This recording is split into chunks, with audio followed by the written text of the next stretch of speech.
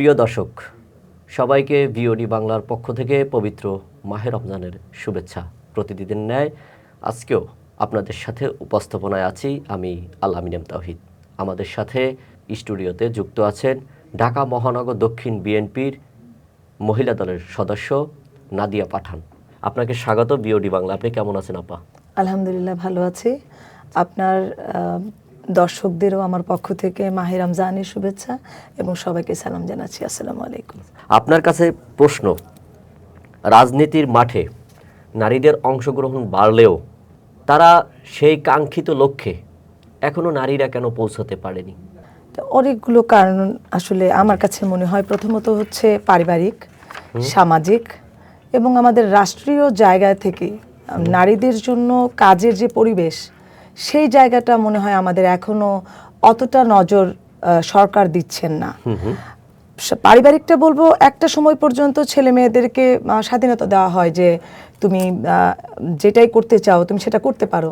বিশেষ করে মেয়েরা যখন বিয়ের আগে তাদের জীবন থাকে একরকম, বিয়ের পরে তাদের জীবনটা হয়ে যায় আরেক রকম। তখন দেখা যায় যে তার ইচ্ছে মতো যেটা করা দরকার সেখানে আপনার পরিবার থেকে মানে তার সংসার জীবনে এক ধরনের দায়বদ্ধতা থাকে। তো একটা সময় দেখা যায় ওখান থেকে কিছু একটা বড় অংশ ঝরে পড়ে যায়। আবার সামাজিক জায়গা থেকে যদি বলি, আমাদের সমাজে ধরেন একটা মেয়ে খুব ভালো চাকরি করছে, এটাকে যত সম্মানের সাথে দেখা হয়, একটা মেয়ে রাজনীতিতে সক্রিয় ভূমিকা রাখছে সেটাকে খুব একটা ভালো চোখে দেখেন না। আবার দেখা যায় যে একটা মেয়ে খুব ভালোভাবে এগোচ্ছে, অন্য দল দেখা যাবে যে তার মানে তাকে ব্যক্তিগত আক্রমণগুলো করে, যেটা আসলে মেনে নেওয়ার মতো না। তো ওই জায়গাগুলো দেখে চিন্তা করে নারীরা রাজনীতিতে আসতে সাহস পায় না। এটা হচ্ছে দুটো আমি সামাজিক এবং পারিবারিক কারণের কথা বললাম। আবার দলের দিক থেকেও অনেক সময় অনীহা চলে আসে। ধরেন সবসময় বলা হয় যে নারীদেরকে রাজনীতিতে, যারা নতুন নারীরা আছেন, নির্বাচন কমিশন থেকে বলা হয়েছে মেয়েদের 33% ইনক্লুডিং করার জন্য, রাখার জন্য। বাট বাস্তবতা গিয়ে দেখেন 2% or 3% মোর দেন।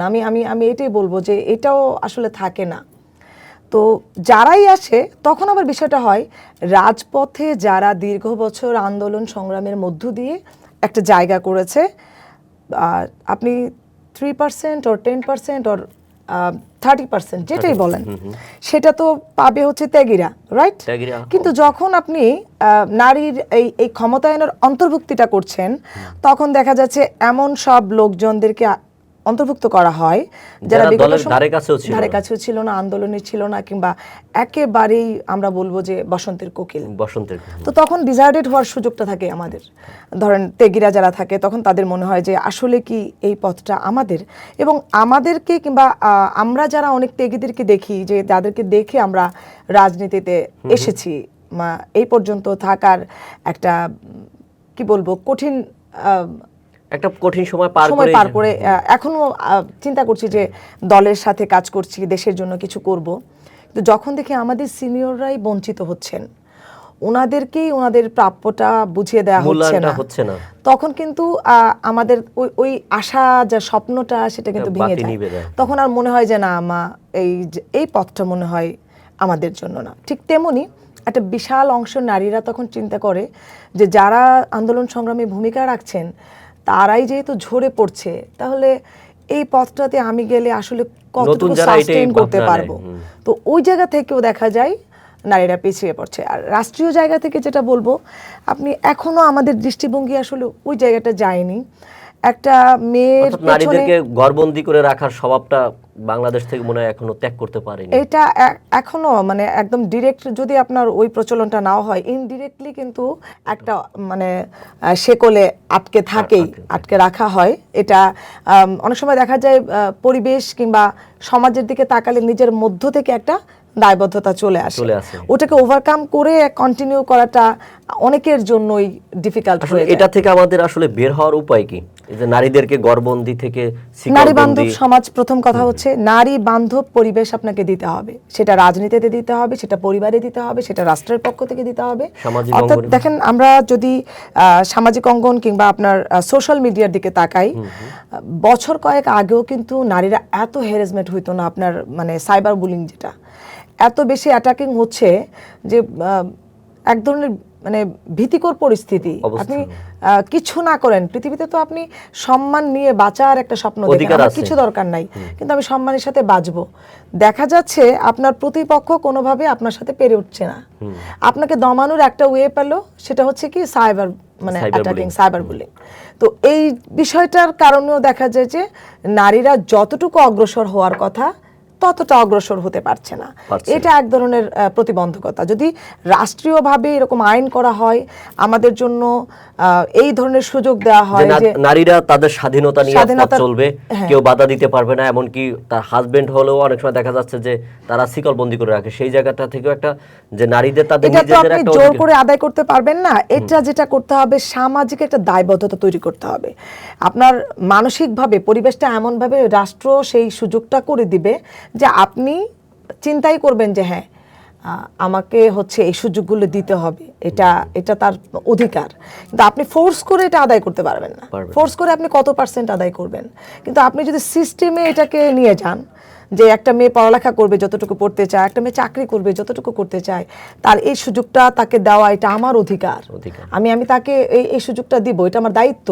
এই দায়িত্ব থেকে যদি আপনি নারীর অধিকারটা দেন, তাহলে কিন্তু সব সেক্টরে নারীদের যে আমরা ক্ষমতায়নের কথা বলছি, নারী নেতৃত্বের কথা বলছি, নারীদের সবকিছুতে অংশগ্রহণের কথা বলছি, এটা অটোমেটিক্যালি চলে আসবে। তার মানে এখন আমাদের বুঝতে হবে যে নারীর নেতৃত্ব এবং নারীকে এগিয়ে যাওয়ার জন্য সামাজিক ঐক্যবদ্ধতা খুবই গুরুত্বপূর্ণ, এবং সেই সাথে আপনি প্রত্যাশা করছেন রাষ্ট্র সাপোর্ট দিতে হবে। রাজনৈতিক অঙ্গন, বিভিন্ন যে অঙ্গন রয়েছে সেই জায়গা থেকে নারীদেরকে তাদের জায়গায় তুলে আনার জন্য বা প্রতিষ্ঠিত করার জন্য সুযোগ খুবই গুরুত্বপূর্ণ। এটা আপনাকে ধন্যবাদ। আরেকটি প্রশ্নে আমরা যাই, সেটি হচ্ছে নতুন সরকার নারী উন্নয়নে কতটা কাজ করবে বলে আপনি মনে করেন, বা কি পরিমাণ আসলে নারীদের ক্ষেত্রে অবদান রাখবে বলে আপনি একজন নারী হিসেবে কি মনে করতে? শতভাগ বিশ্বাস করি। এর কারণ হচ্ছেন বহুদলীয় গণতন্ত্রের প্রবক্তা শহীদ রাষ্ট্রপতি জিয়াউর রহমান তার শাসন আমলে কিন্তু নারীদেরকে অনেক সুযোগ সুবিধা করে দিয়েছেন, শিক্ষা ক্ষেত্রে, খেলাধুলায়, অন্যান্য সেক্টরগুলোতে। তো এরই ধারাবাহিকতায় আমি বলবো দেশনেত্রী বেগম খালেদা জিয়া আমাদের নারীদের জন্য যে উপবৃত্তির ব্যবস্থা, মানে মাধ্যমিক উচ্চ মাধ্যমিক পর্যন্ত করা, অনেক ক্ষেত্রে আমাদের বিনা শর্তে আপনার হচ্ছে শিক্ষা চালিয়ে যাওয়ার যে সুযোগগুলো, এটা দেশনেত্রী বেগম খালেদা জিয়া দিয়েছেন। এবং তারুণ্যের অহংকার জনাব তারেক রহমানের মধ্যেও আমরা সেটা লক্ষ্য করেছি।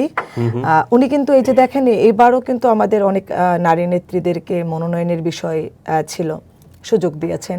আবার আমরা যেই ফ্যামিলি কার্ডের যে বিষয়টা, এটা অনেক বড় একটা বিষয়। একটা ফ্যামিলিতে একজন নারী ঠিক কত টাকা পাচ্ছেন, দ্যাট ইজ নট ইম্পর্টেন্ট। আমি যে একটা সমাজের একজন মানুষ, আমার কর্মের যে একটা মূল্যায়ন আছে, ফ্যামিলিতে যে আমার একটা পজিশন আছে, আমার কথা বলার, আমার যে আমি এই পরিবারের কেউ, উনি ওই ফ্যামিলি কার্ডটা তাকে দিয়ে সে যে পরিবারের কেউ, তাকে সেই সম্মানটা দিচ্ছে। তো যেই মানুষ একদম প্রান্তিক পর্যায়ে নারীদের সম্মানের কথা চিন্তা করতে পারে, আমি বিলিভ করি যে আমাদের জায়গা থেকে অবশ্যই বলবো উনি আমাদের জন্য যথেষ্ট কাজ করবেন, যথেষ্ট সুযোগ দিবেন। এবং ইতোমধ্যে উনি যেই কার্যক্রমগুলো নিয়েছেন, এবং আপনি রিসেন্ট দেখেন মন্ত্রিসভার দিকে যদি আপনি তাকান, প্রতিমন্ত্রী কিন্তু আমার ব্যাচের একজন কিন্তু প্রতিমন্ত্রী আছেন। তো আমি বিশ্বাস করি যে উনি আসলে নারীকে কোনো লিঙ্গের বৈষম্যের মধ্যে উনি রাখছেন না। আমরা নারীরা রাজনীতিতে যদি মানে উৎসাহ, পিছনের দিনগুলো যদি তাকাই, বছরগুলো তাকাই, আমরা উৎসাহ কিন্তু অনেকটা হারিয়ে ফেলছিলাম যে এই সেক্টরটা কি আসলে আমাদের জন্য সুইটেবল কিনা, এটাকে আমরা আসলে ফাইট করে টিকতে পারবো কিনা। কিন্তু যখন দেখলাম উনি দেশে আসলেন, জোবাইদা ম্যামকে হচ্ছে সামনে মানে বাড়িয়ে দিলেন, জাইমা রহমানকে দিলেন, তখন আমার কাছে মনে হলো যে ওনারা রাজনীতিতে নতুন নারী নেতৃত্বকে একটা বিশাল একটা অংশকে নিয়ে তারা রাজনীতিতে অংশগ্রহণে চেষ্টা করাচ্ছেন। কারণ উনি কিন্তু বারবার বলছেন যে বাংলাদেশের 51% হচ্ছে নারী। এখন সে বিশাল একটা অংশকে আপনি বাদ দিয়ে রাষ্ট্র গঠন কোনোভাবেই সম্ভব না, আপনি দেশের উন্নয়ন কোনোভাবেই সম্ভব না। এই কথাটা কিন্তু তারেক রহমান বারবার প্রত্যেকটা বক্তব্যে, প্রত্যেকটা জনসভায় উনি বারবার এটাকে আমাদেরকে উল্লেখ করে বুঝিয়ে দিয়েছেন যে নারীদের সমাজে কতটা গুরুত্বপূর্ণ ভূমিকা তাদের রয়েছে। সেটাকে কিন্তু উনি ওই কথার মধ্যে সীমাবদ্ধ থাকেননি, তিনি কিন্তু অ্যাট এ টাইম জোবাইদা ভাবি এবং জাইমা রহমানকে কিন্তু মাঠে নারীদেরকে নিয়ে বিভিন্ন পর্যায়ের মেয়েদেরকে নিয়ে কাজ করার একটা প্রক্রিয়া আমরা দেখতে পেয়েছি, যে তাদের যে চিন্তা চেতনাগুলো সেগুলোকে শেয়ারিংয়ের মাধ্যমে দেশকে কিভাবে আরো সুন্দর করে এগিয়ে নিয়ে যাওয়া যায়। তো সেই জায়গা থেকে আমি শতভাগ আশাবাদী। আমি বিশ্বাস করি আগামীর বাংলাদেশ ডেফিনেটলি নারী বান্ধব হবে, এবং আমাদের জন্য আমরা যারা দেশ নিয়ে সমাজ নিয়ে চিন্তা করি, আমাদের ওই জায়গাটা আরো বেশি মানে শক্তিশালী হবে, কাজ করার জায়গাটা আমাদের জন্য আরো চমৎকার হবে। একটি প্রশ্ন করব, সেটি হচ্ছে আপনার নির্বাচনী এলাকা নিয়ে। আপনি যেখান থেকে মনোনয়ন প্রত্যাশী, সেই ব্রাহ্মণবাড়িয়া জেলা। এই ব্রাহ্মণবাড়িয়ায় আপনার জেলার জন্য আপনাকে যদি দল থেকে মহিলা সংরক্ষিত আসনে মনোনীত করে, তাহলে আপনার জেলার জন্য আপনি কি কি কাজ করবেন এবং আপনার জেলার মানুষের জন্য কি কি বলার আছে? জেলার জন্য আমি কি করব, আসলে ওই জেলায় ওখানেই আমি বড় হয়েছি। আমার স্কুল, মাধ্যমিক, উচ্চ মাধ্যমিক ওখানে, আর অনার্স মাস্টার্স আমি ঢাকায় করেছি। তো এলাকা থেকে আমি যেটা দেখেছি, আমার যেই বাড়ি বিজয়নগর এলাকা উপজেলায়, ওটা কিন্তু একদম ভারতের আপনার বর্ডার সংলগ্ন। তো ওটার কারণে প্রতি বছরই দেখা যায় আপনার মাদক, চোরা কারবারি, তারপরে আবার অধিগ্রহণ, যেটা হচ্ছে ভারত থেকে আমাদের জায়গা দখল করতে করতে করতে বেশ অনেক জায়গা দখল করে নিয়ে যাওয়া হয়েছে। তো ওটার আমাদের ওখানে জনসংখ্যা প্রায় আপনার 3 লাখের বেশি, ভোটার হচ্ছেন আপনার 2,35,000 সামথিং, যেটা চাইলে কিন্তু বিজয়নগর উপজেলা আলাদা একটা আসন করা যায়। তো ওখানে কখনোই আমি ওই লেভেলের নেতৃত্ব দেওয়ার কাউকে পাইনি যে ওই এলাকার মানুষের জন্য কথা বলবে, তাদের জন্য কাজ করবে। আপনি যদি ওই এলাকায় যান, রাস্তাঘাট দেখলে আপনি বুঝতে পারবেন যে এখানে মানে চলাচল করার মতো কোনো অবস্থা নাই, এত খারাপ অবস্থা। তো প্রথমত অবকাঠামোগত উন্নয়নের দিকে নজর দিতে হবে। ওই জায়গায় বেশিরভাগ জায়গায় আপনার সরকারি কোনো কলেজ নাই। ধরেন যেই জায়গায় পর্যাপ্ত পরিমাণ শিক্ষা ব্যবস্থাটা তো উন্নয়ন দরকার, এইটা যদি আপনি না থাকে তাহলে নারী শিক্ষার উন্নয়ন আপনি কিভাবে চিন্তা করবেন? নারী শিক্ষার পাশাপাশি আমাদের নারীও না পুরুষেরও, সেটাই বলছি, নারী শিক্ষার শুধু নয়, এখানে তো আপনার সামগ্রিক দিক আমাকে চিন্তা করতে হবে যে আমার শিক্ষার মান উন্নয়ন করতে চাই। যেখানে শিক্ষায় শিক্ষিত হওয়ার সুযোগ নাই, সেখানে আপনি শিক্ষার মান উন্নয়ন কিভাবে চিন্তা করবেন? তো আমাকে প্রথমত যেই জিনিসগুলো চিন্তা করতে হবে, তাদের শহরের সাথে আমাদের এলাকার কিন্তু জীবনযাত্রার মানের একটা ব্যবধান আছে। এখন ধরেন আমার এই উপজেলাটার ভোটার মানে আপনার সংসদীয় আসন 3-এর সাথে আছে, অর্থাৎ মেইন সদরের সাথে আছে। সদরের মানুষের জীবনযাত্রার মান আর আমার এই সুবিধা বঞ্চিত এলাকার জীবনযাত্রার মান তো একরকম না। আবার সদরে যেরকম ভাবে আপনার চাকরি, ব্যবসা বাণিজ্যের সুযোগ আছে, সেটা কিন্তু আমার এখানে নাই। আবার এখানে যে সুযোগটা আছে সেটা আমি প্রপার ব্যবহার করতে পারছি না। আমার এখানে প্রতি বছর যে পরিমাণ লিচুর উৎপাদন হয়, ওখানে যে পরিমাণ আপনার অন্যান্য যে সবজি, তারপরে হচ্ছে অন্যান্য, যেহেতু আমার নদীমাতৃক, একেবারে তিতাসের পার ঘেঁষা 10টা ইউনিয়ন, তো ওখানে আমার অনেক উন্নয়নের সুযোগ আছে, বাট সেইটাকে কিন্তু আমি কাজে লাগাতে পারছি না। কারণ হচ্ছে আপনার সড়ক ব্যবস্থা কিংবা সঠিক নেতৃত্বের অভাবে। তো আমি বিশ্বাস করি আমি যদি ওখানে দায়িত্ব পাই, আমাকে যদি বাংলাদেশ সরকার অর্থাৎ আমাদের বর্তমান প্রধানমন্ত্রী জনাব তারেক রহমান ওখানে দায়িত্ব দেন, আমি শুধু আমার এই উপজেলাকেই না, ঠিক অন্যান্য উপজেলায় কিন্তু প্রায় একই সমস্যাগুলো কিন্তু প্রায় একই রকম। সেটা আপনি নবীনগরের দিকে তাকান, আপনি নাসিরনগরের দিকে তাকান, বাঞ্ছারামপুরের দিকে তাকান, সরাইল আশুগঞ্জের দিকে তাকান, যেদিকে তাকাবেন সবগুলো জায়গায় কিন্তু প্রবলেমগুলো প্রায় সিমিলার।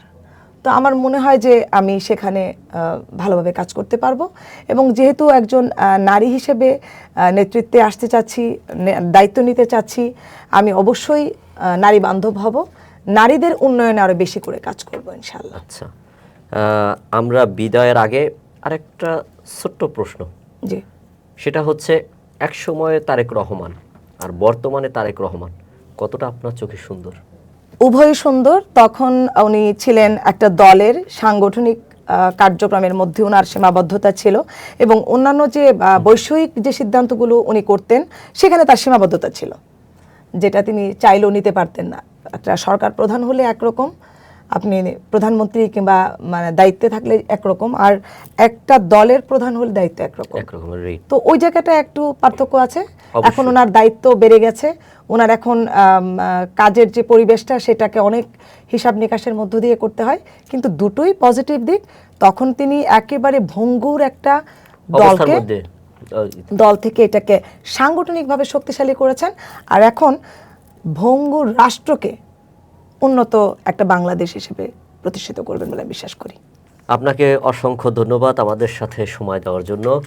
ঢাকা মহানগর দক্ষিণ বিএনপির সদস্য এবং একসময়ের তুখার ছাত্রনেতা, বদরুন্নেসা মহিলা কলেজ ছাত্রদলের সাধারণ সম্পাদক। তার আরেকটি পরিচয় রয়েছে, কেন্দ্রীয় ছাত্রদলে তিনি সহ সাংগঠনিক সম্পাদক হিসাবেও দায়িত্ব পালন করেছিলেন। তিনি ব্রাহ্মণবাড়িয়ার সন্তান। নাদিয়া পাঠান আমাদের সাথে যুক্ত ছিলেন। আমাদের গল্পগুলো নিঃসন্দেহে আপনারা শুনেছেন। সবসময় আমাদের সাথে থাকুন, ভিওডি বাংলার সাথে থাকুন। আরও ব্যতিক্রমী কিছু জিনিস নিয়ে আপনাদের সাথে যুক্ত হব। দেখা হবে, ততক্ষণে ভালো থাকুন। আল্লাহ হাফেজ।